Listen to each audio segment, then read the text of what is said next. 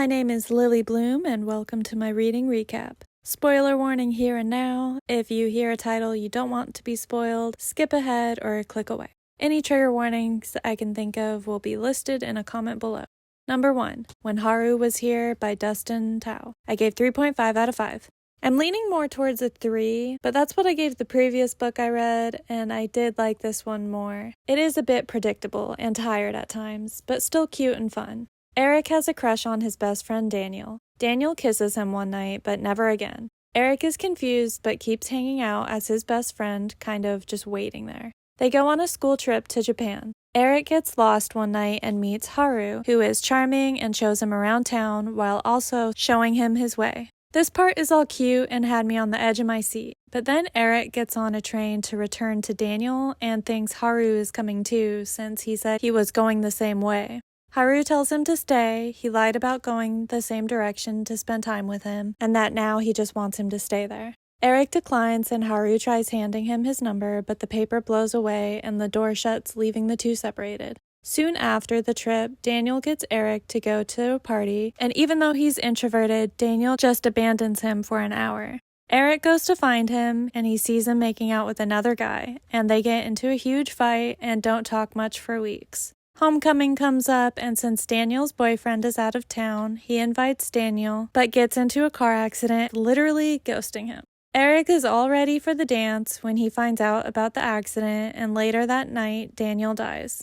Eric starts seeing Haru, first at a cafe, but he slips away before numbers are exchanged. He keeps slipping away. It quickly becomes apparent that Haru is just an illusion. He feels so real to Eric. Eric weirdly keeps blowing him off though, which is surprising considering what happened last time and how much it hurt him. He goes out with another guy who is an ass, and then that guy's friend also tries hooking up with him and is also an ass. All while Eric is being an ass to pretend Haru, who feels real.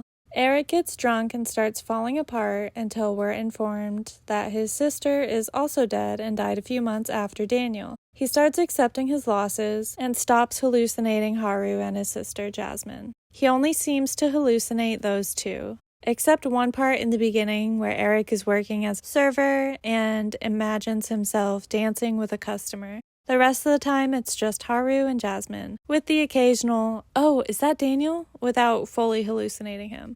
All of this middle part felt really off to me. It flashes forward a while and Eric sees Haru at the subway in Chicago and they reconnect for real this time. I almost love this, but it doesn't feel fully thought out. It's very cinematic though. I can see this becoming a movie. Number 2, The Tearsmith by Aaron Doom. I gave 1.5 out of 5. Somewhat recently, I went on Netflix and on the top 10 movies was The Tearsmith. The poster they chose reminded me of the poster for The In-Between, which I had enjoyed. I tried to go in as blind as possible, so that's all I knew, and boy howdy was I in for a surprise. But this is not a movie video, so fast forward a couple weeks and this became available at my local library. I opted for an audiobook format, which is 24 hours long. This could have easily been a 12-hour-long book without losing any substance. It is quite repetitive. Nika and Rigel spent most of their childhood in an orphanage. Rigel seems to be the favorite of the woman in charge who abuses the rest of the children, especially Nika. She'd get strapped down and tortured often. Rigel does everything he can not to be adopted while everyone else longs to be free of the place. One day, a kind woman named Anna and her husband come to the orphanage and choose 17-year-old Nika to start the process for adoption and take home that day. Adoption is beautiful, but it's so crazy to me that you can just go into a place and pick out your child like they're a sweater. I'm sure there's a lot more interviews involved. They're getting things ready to take Nika home, and Rigel plays piano, which entrances the couple, and they choose to toss him in the cart too. I do love that they're adopting 17-year-olds. This is an Italian book, and I'm not sure if Italy has a foster system, but regardless, it's wonderful of these people to adopt 2 older kids. Can you go in and pick a son and a daughter that aren't blood related? I know nothing about adoption, but that seems like a really bad idea, and proves to be so sometimes, including here. Also, when this was translated, I think they changed some locations, one being Alabama, and one, I don't get why it can't still be an Italian book, and 2, Alabama of all places. Wow. They go to their home. Nika loves it, while Rigel says he does, but is vicious to Nika constantly. He basically tells her to stay the hell away from him. On their first day of school, she befriends two girls, Billy and Mickey, as well as runs into a guy named Lionel. Later, Nigel overhears Lionel speaking disgustingly about Nika, so he beats the shit out of him. This happens repeatedly. Nigel tells Nika to stay away, so she talks to Lionel, who Nigel beats up from time to time. The almost siblings start having weird tension. Nigel's always like, "Don't get too close to me, I can't control myself." And Nika's always like, "Oh my god, why does he hate me so much? Also, why does he always have a boner when he sees me?" She's so annoyingly naive and doesn't seem to understand the "he's pulling my pigtails because he has a crush on me" trope that she's stuck in the middle of. He was a dick to her at the orphanage as well, by the way. This goes on for a long time. Hatred, but also weird sexual tension. It's not hot to hate each other. I hate that trope. In his head, he's always thinking that he's broken and she'd never love him, so that's why he's so horrible to her. She's just a doormat. This is abuse for anyone who needs to hear that. It's advertised as a romance, and there's nothing romantic about this book. They start hooking up, and if I heard lips after kissing described as swollen one more time, I was gonna scream. Lionel catches on and throws a hissy fit. The two guys get into a brawl. Nika tries to stop it, but Lionel hits her in the face, and the sibling couple puts a whole new look at siblings and dating, by the way. They fall into a river. She gets badly injured, but Rigel is even worse, and he gets stuck in a deep coma for a while. While he's out, she's told that he rejected the adoption and asked to leave. Anna refused at first until he told her that he was in love with Nika. Nika cries upon hearing that he's leaving and tells her new mom that they're in love, and she says that she knows. I feel for Anna. She's so damn sweet and was a triggering character for me to read because I have no relation to such a loving mother. Her 20-year-old son had died, and she still wanted to be a mom, so she took in Nika and last minute added on Rigel, who later rejects her, and then she finds out her two new kids are in love with each other, and immediately after they almost die together. What a journey. Rigel wakes up and it flashes forward 3 years where he's gone to school. Nika has two, but she still lives at home with Anna. He gets an apartment and begs her to stay, and is still as poisonous as ever. Throughout the entire book, there is no emotional chemistry between these two. They're always trying to fuck or in a panic if the other is okay, probably because they're too concerned they won't be able to fuck anymore. It's even more disturbing with how cruel he is to her all the time. Late in the book, you find out that Rigel has an illness, and turns out that's why he felt so unlovable. How can anyone love a sick boy like me?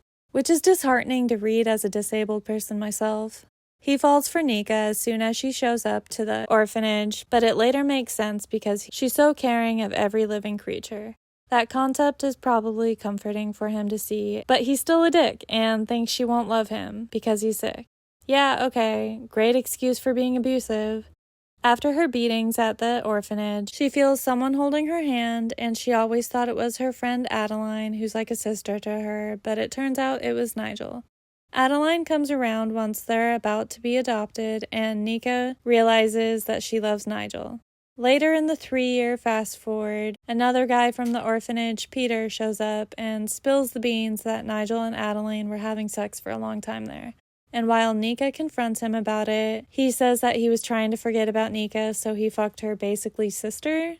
If you can't fuck your sister, I guess you fuck your sister's sister? Okay. So, Nigel is sick, and he thinks he's unlovable, so he tortures his love interest, but fucks her sister-like friend. But why not just try to be with Nika if you're gonna fuck one of your orphanage sisters anyway? His logic is so gross. She's really upset, but he manipulates her into being fine with it, and it just ends? What the fuck is this book? Couple of side notes. There's a whole court case with the evil woman from the orphanage. Nika's new school friends have issues. One kisses the other while she's sleeping, which Nika sees. Later, that one tells the other that she has feelings for her, and they stop speaking until Nika's in the hospital. Lionel nearly rapes her. These are teenagers, aka children, and there's graphic detail in their sex scenes. I'm deeply disturbed with this book.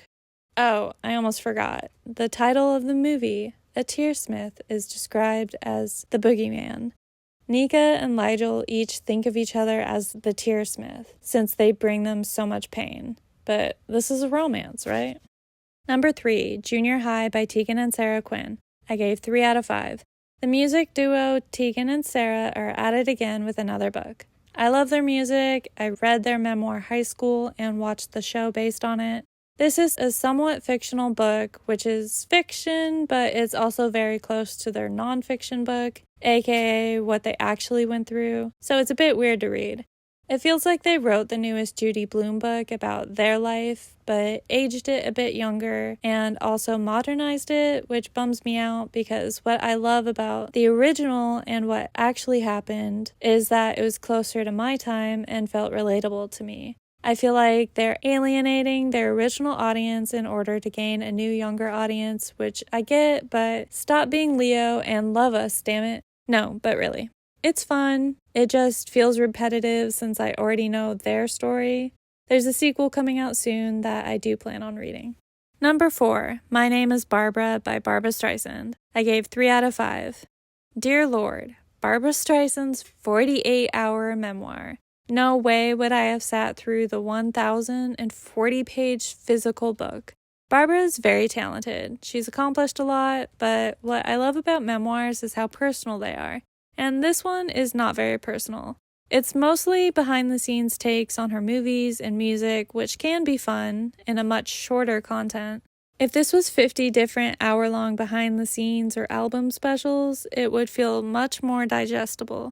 I feel most people who are reading this already think she's great. We don't need 1,000 pages of every detail of every decision she's ever made in her entire career. She's proud of herself though, and you can't really blame her for that, but most of the rest of the book is name-dropping all of the fabulous people that adore her, but also correcting anyone who didn't. She seems to have sat down and gathered any and all bad things said about her and wrote up defenses for each and every one of them. I understand defending yourself, but it's done in a way that almost seems angry. I feel as though I'm the one she's trying to correct, and I'm just trying to enjoy a memoir here. I did enjoy it overall, I just wish it had been more personal and less defensive. And a little shorter.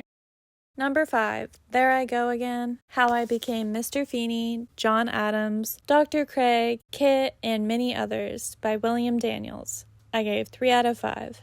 Reading this right after the beast of Barbra Streisand's memoir was a mistake, but I don't think I would have enjoyed it much more at any other point in time either. I'm overly hopeful in memoirs that they're going to be really personal, but this is just kind of his work history and mentions of his wife. Boy Meets World was my favorite TV show growing up, so I was excited to learn more about Mr. Feeney. But now I'm kind of bummed to know more. I was recently thinking about how sweet his 60-year marriage is and thought I'd read this book. He was born in 1927, so the early childhood days are interesting to read. It's crazy how different times were back then. He and his sister were show kids from dancing to eventually acting. He did theater and moved to movies and TV. I'm disappointed now to know that he and his wife both have cheated on each other, so my initial intrigue has been ruined. He's uncredited as the voice of Kit by choice because he wasn't proud of the role. He even mentions hiding from Feeney fans. He even asked for a rewrite before accepting the role as Feeney.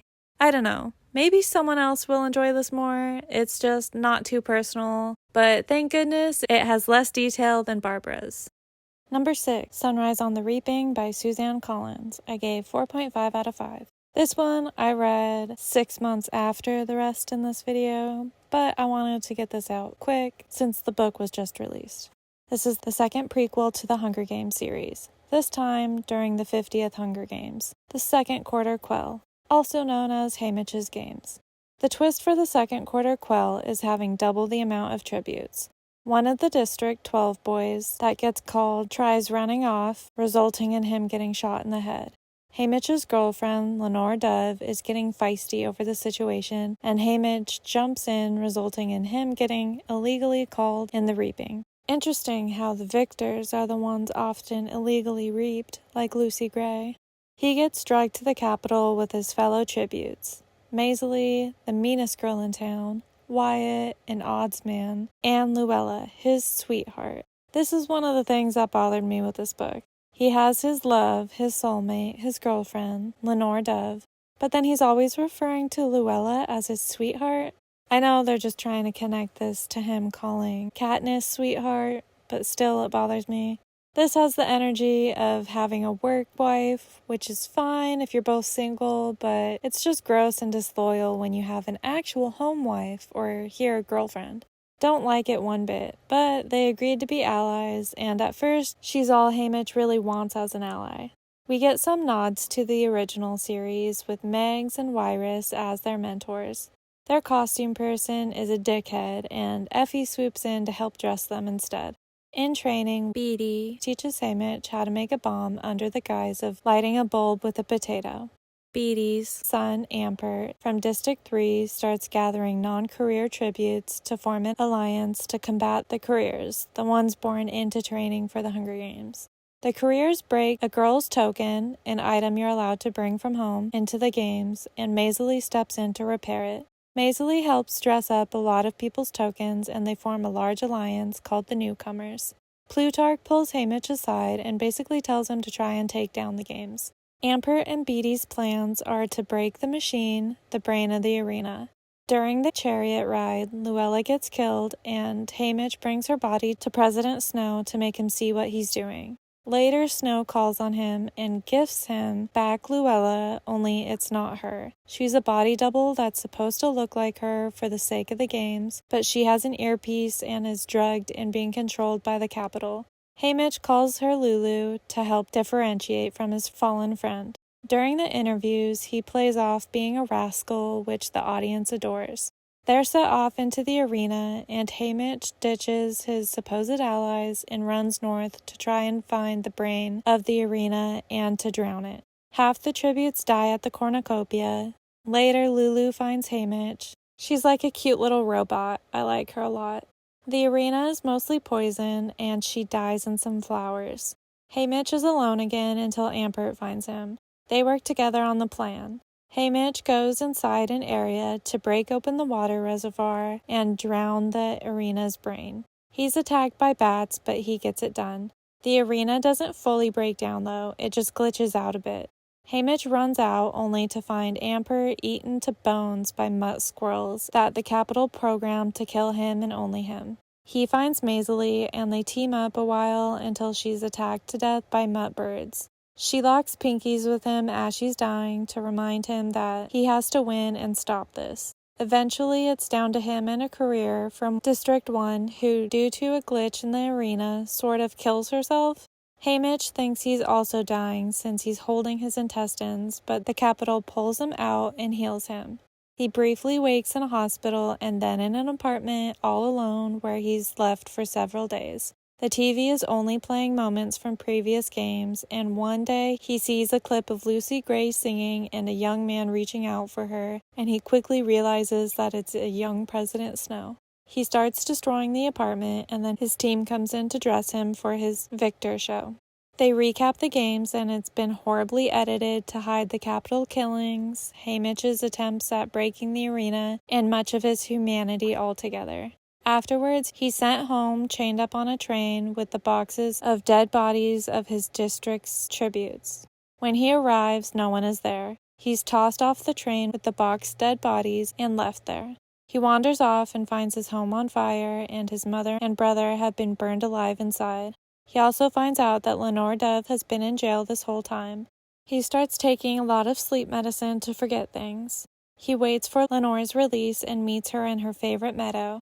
Before she sees him, she finds a bag of candy that she thinks was a gift from before the reaping that his brother had given her. She hugs it tight in joy. She sees him, they run together and kiss and hug. They say their I love yous and lay in the meadow to start eating that candy. He pops one in her mouth and she says she should get the bag from before the reaping too. He panics and quickly decides this bag is dangerous and starts trying to get her to throw them up. Only it's too late. She's been poisoned and dies, leaving him with no family left. He takes up drinking when he can't get sleeping medicine and hides away in the Victor's village trying to forget everything and to push away the friends he has left to keep them all safe. Plutarch tells him they need him to put an end to the games, but Haymitch is so far gone that he doesn't care anymore and refuses. He contemplates suicide, but refuses because he promised Lenore Dove that he'd stop the sunrise on the reaping, which he helps do later with Katniss. It only took him 25 years. I like that this is a tragedy. There's not much of a happy story, it feels raw and real. I don't like all of the puking and the animal violence. It's mostly mutts though, so I'm hoping they make it look very much like mutts in the movie instead of looking like the real animals, but it'll probably still make me uncomfortable like it did here in the book. Overall, it was a really good book though. One of the only books I've started on the release date, and I'm glad I did. Number 7, It Ends With Us by Colleen Hoover. I gave 1.5 out of 5. I know. I gave this another shot, but it's not much better than before. This is in one of my reading recaps from a few months ago, but I only made it through the rooftop scene that time. I saw the movie at the cinema due to the movie I wanted to see being full, and I ended up loving it.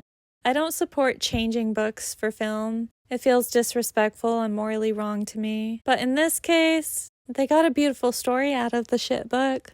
Lily Bloom is a florist, because of course she is. She grew up with her parents together, even though her dad hit her mom, and her too at one point.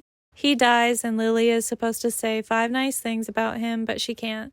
She's living in Brooklyn and has a roommate that's nowhere to be seen in the movie.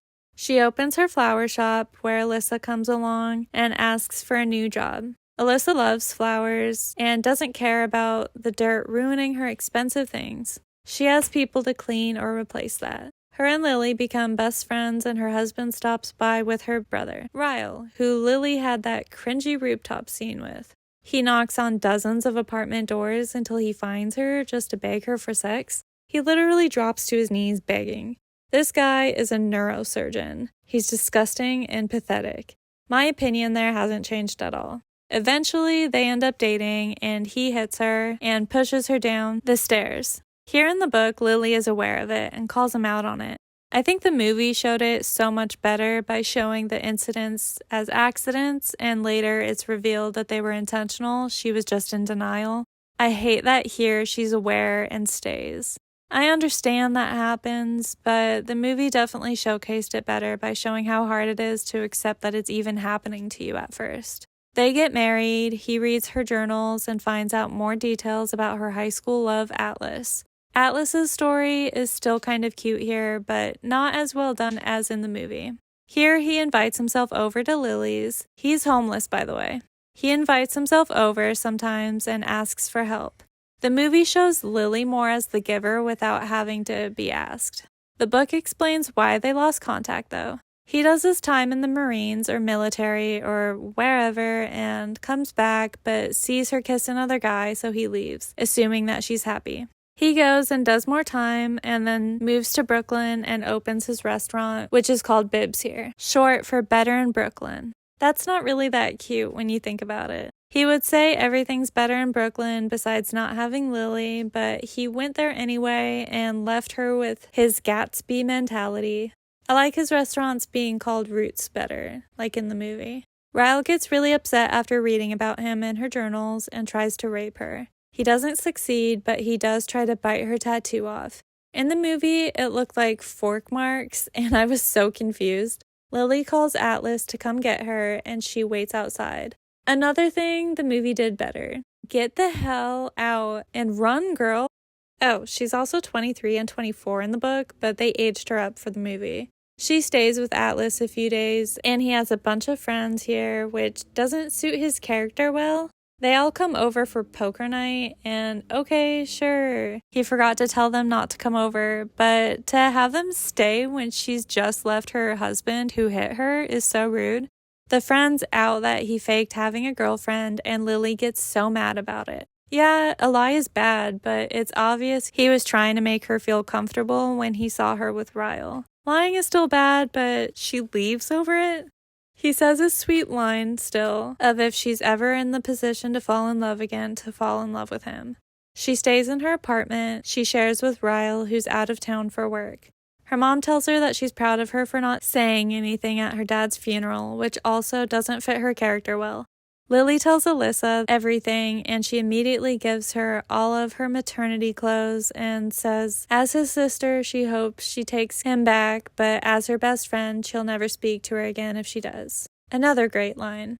Ryle shows back up, scaring the hell out of her, and wants to be in the baby's life. She divorces him and they co-parent, but excuse me, he's an abusive man. It's explained that he blacks out and doesn't even know that he's doing it when he gets violent, and you're gonna allow him unsupervised time with your child? Hell no!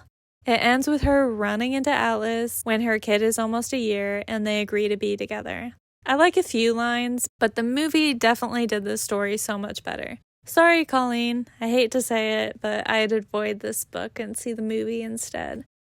Number 8, It Starts With Us by Colleen Hoover. I gave 2.5 out of 5. The sequel to It Ends With Us. With the first book, I had a big, oh moment when the title came up in the movie because it's listed as a romance and the movie poster is Lily with Ryle, so I thought it meant something like dating ends now that we both have each other. But to my pleasant surprise, it actually meant that the domestic violence and familial abuse ends with Lily and her daughter.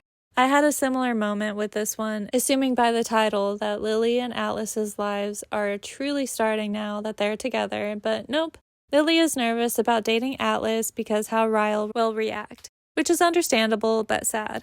They end up dating, and Ryle stops by one day and realizes that Atlas had stayed over and they had sex, so he pushes her against a wall with his hand on her neck, freaking out about it. She warns Atlas, but when she explains it, she keeps saying he just scared her and didn't do anything. For anyone who needs to hear this, throwing you against a wall is not nothing, and putting their hands on your neck certainly is not nothing. That's a sign of someone who will kill you, not just hurt you.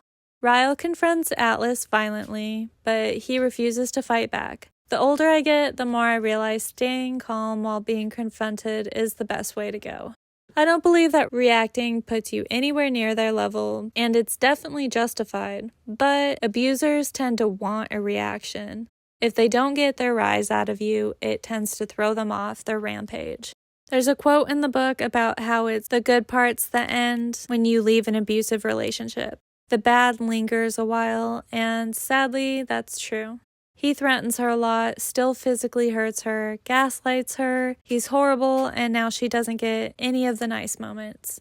I feel like Colleen Hoover tried a lot harder to appease the public with this one. There's a lot of corrections and spelling things out for you throughout the whole book that wasn't in the first one. Lily isn't allowing Ryle to have their kid overnight, which is respectable, and eventually it turns into he's not allowed to see their daughter without his sister Alyssa or her husband Marshall present. They also mediate Lily and Ryle's communication now, which is also smart. A whole other side of the book is Atlas's restaurant is being vandalized, and he later finds out that it's his brother that he didn't know existed. He ends up explaining that he didn't know, and they find family in each other, which is the meaning behind the title of the book. The kid has a family tree school project, and he makes it a seedling with just him and Atlas. Their family starts with them. It's touching. I don't love Colleen Hoover's writing, but the stories have potential. A few good quotes and the titles always catch me by surprise, which is fun. A few side notes. I forgot to mention in the first one, but Lily wrote her journal entries in the format of letters to Ellen DeGeneres. She loves her show and Finding Nemo, later getting Atlas into it too. Atlas tells her to just keep swimming often to get her through her hell, and gifts her a signed copy of one of Ellen's books that says the same. Lily gave her daughter the middle name of Dory, and when Ryle realizes it's from Finding Nemo, he assumes it's because of Atlas, even though she liked the movie before she knew him. Relationships are rough. It's hard not to overlap anything without entirely changing your personality every time. It's revealed that after Lily had ran to him to stay over the first time, he went out and bought an emergency care kit for her with comfy clothes, a toothbrush, pillow, etc., so he'd always be ready whenever she needed him. That nearly broke me. That's so damn sweet. No word on if this will be a movie yet, but I'm kind of hoping it will be. It'd be nice for it to be more focused on Atlas, but I also don't want them to ruin his character. They made him perfect in the movie when he's less perfect in the book. It'll be hard to keep him flawless, but they did change a lot with the first one, so who knows. With all the drama, I'm starting to think we won't get a movie. Number 9, Queen of Shadows by Sarah J. Maas. I gave 4.5 out of 5. The 4th book of the Throne of Glass series. Sort of, since the prequels don't have full numbers. I got annoyed with this one, so I'll be taking a brief break before completing the series, but I did still like it. Celaena almost entirely is only referred to as Aelin now, which was confusing considering her cousin's name is Aedion. Very similar. Luckily, they didn't add a million new characters this time, but I'm still having a hard time keeping track of Manon's storyline. This starts with Aelin returning to Adarlan with a plan to kill the king. She's somewhat hiding at first. She finds out her cousin is alive and trapped and asks her old owner, Arobin, for help freeing him, which he agrees to in return for a favor. In an earlier book, when Celaena/Aelin paid off her debts to Arobin, she was peeved to find out he spent the money on Lysandra's virginity. So barbaric.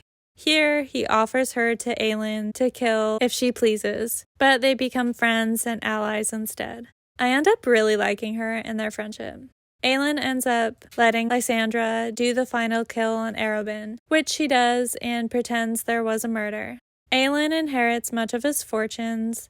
Aelin teams up with Chaol too, but he's a bit of an ass here. I don't like what they did with his character in this one. He has a disgust towards Aelin and was getting with Nesserin to forget about her, which is messed up on its own. He's annoying and rude most of the book. Dorian has a collar on to control him and is basically possessed by a demon, so we don't really get to see much of his personality anymore either. Rowan shows up and surprises Aelin, which she's very grateful for. Suddenly they have massive sexual tension, and it comes out of nowhere. In Heir of Fire, they went from enemy energy to friendship, sure, but here it's immediately all, I'm gonna wear sexy nighties for him and tease him, and oh my god, I want to bang her, but I can't. I didn't like that sudden addition. The gang of folk all team up to free Aedion and kill the king. They find out Dorian is still in his body too, so he becomes part of the escape plan as well. Before they leave, Aelin kisses Rowan and says he can have the rest of her once they get out alive. They get in, free Aedion. Chaol distracts the king with a battle as Aelin gets Dorian and frees him with her magic. The demon leaves him and they're getting away when the king approaches and says he's killed Chaol and is going to kill them both too. They end up releasing a demon from him. Turns out that's why he was so evil. Then he begs to be put down and says that Chaol is alive. The king is dead, and Aelin crowns Dorian king of Adarlan. She pays off Nesserin's debts, so she's free from her life of prostitution, I think it was. Chaol is paralyzed, and they plan to go to the southern continent for special healers down there.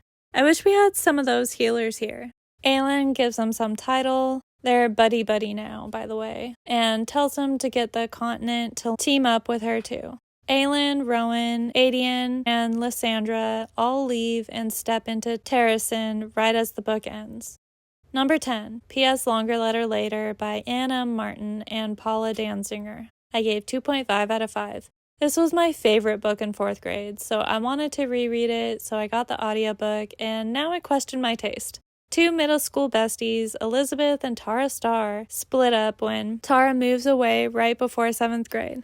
They write letters back and forth throughout the school year, but most of their concerns are about their parents' finances, so it's really stiff. Elizabeth's dad loses his job, becomes a drunk, and leaves his family. Tara's teen mom parents are 29 now and got pregnant with their next kid. It ends with Elizabeth getting ready to come over for a visit in Ohio at Tara's. It's not really fun enough for a preteen read, but too juvenile at parts for a teen read, so I don't really know who it's for. In 7th grade, I was obsessed with Gilmore Girls and romantic stories, not learning what a severance is. That's all for now. Happy reading!